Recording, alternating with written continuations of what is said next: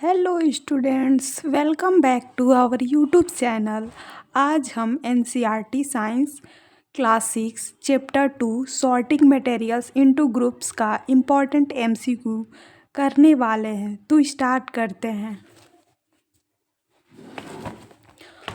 First question, glass बनाने के लिए पदार्थ का उपयोग किया जाता है क्योंकि वह जल को रोक सकता है। Which material is used for making a tumbler because it can hold water. तो कपड़े पानी को होल्ड नहीं करता, पेपर भी नहीं कर पाएगा, कांच कर सकता है, लकड़ी भी नहीं कर पाएगा। तो इसका सही आंसर कांच हुआ। सेकंड क्वेश्चन, कथन 1, वे सभी पदार्थ जिनमें चमक होती है वे धातु होती है। सभी पदार्थ चमक वाली धातु नहीं होती, तो ये गलत हुआ। कुछ धातुएं वायु और नमी की क्रिया के कारण अपनी चमक खो सकती है, ये बिल्कुल सही है। तो कथन 1 असत्य और कथन 2 सत्य है, तो ऑप्शन 4 सही हुआ। नेक्स्ट क्वेश्चन, यदि आपको खाना पकाने का बर्तन बनाया हो तो आप किस गुण को सबसे महत्वपूर्ण मानेंगे? If you were to design a cooking vessel, which property of materials would you consider the most important? चमक, कठोरता, विलेयता, अविलेयता। तो सॉल्युबिलिटी और इनसॉल्युबिलिटी का तो इसमें ज़रूरत नहीं पड़ती है, चमक और कठोरता थी। तो बर्तन बनाते समय हम चमक नहीं देखते, कठोरता देखते हैं, तो ऑप्शन सेकंड सही हुआ। क्वेश्चन 4, उस पदार्थ का नाम बताइए जो न केवल कठोर है बल्कि चमकीला भी है। Name a materials that is not only hard but also has lustre.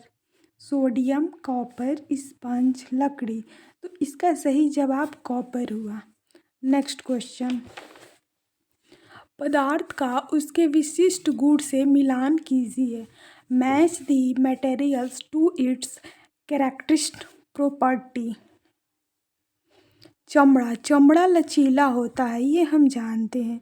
तो 1 का 4 ऑप्शन में चेक करेंगे तो 1 का 4 ऑप्शन सेकेंड में दिया गया है।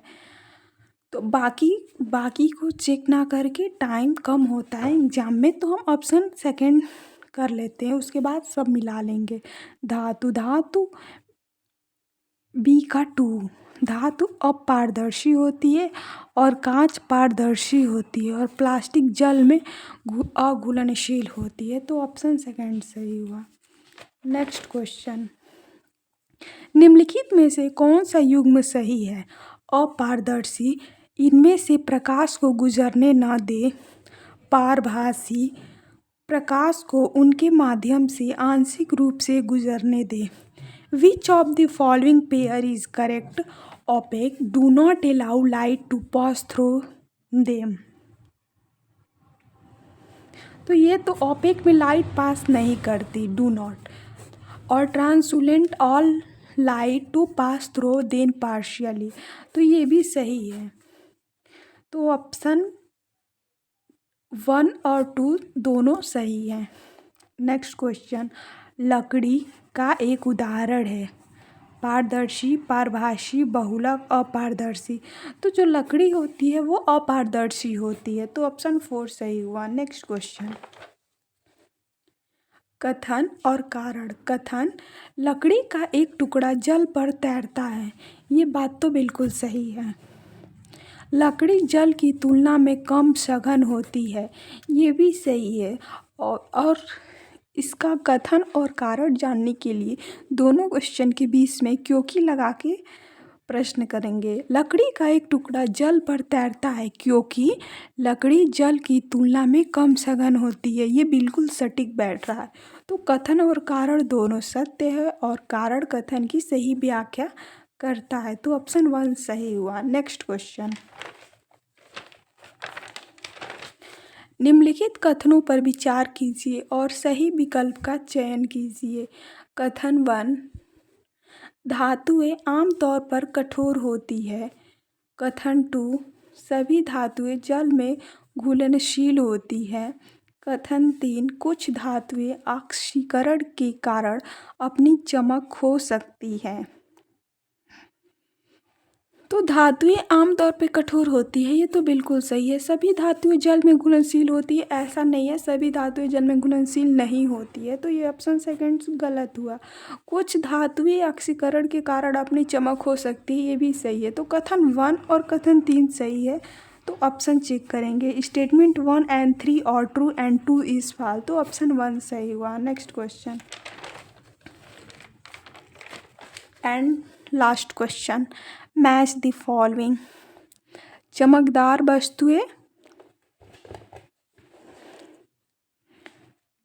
चमकदार वस्तुएं, पारदर्शी वस्तुएं, पारभासी वस्तुएं। चमकदार वस्तुएं अपना स्वयं का प्रकाश उत्सर्जित करती है। तो पहला का ऑप्शन सेकेंड और थर्ड में दिया गया है, तो दो ऑप्शन कैंसिल कर देंगे। पारदर्शी वस्तुएं वे होती है जिसमें हम स्पष्ट रूप से प्रकाश गुजरती है, तो सेकेंड का थर्ड। और पारभासी हम देख सकते हैं लेकिन स्पष्ट रूप से नहीं, तो फर्स्ट का फर्स्ट, सेकेंड का थर्ड, और पारभासी ट्रांसलूसेंट का इस देख सकते हैं सेकंड, तो ऑप्शन थर्ड सही हुआ। और आज का हमारा क्वेश्चन ख़त्म होता है। यदि बच्चों, if you like this video please like, share with your friends and subscribe to our channel. Thank you so much student. See you in the next video.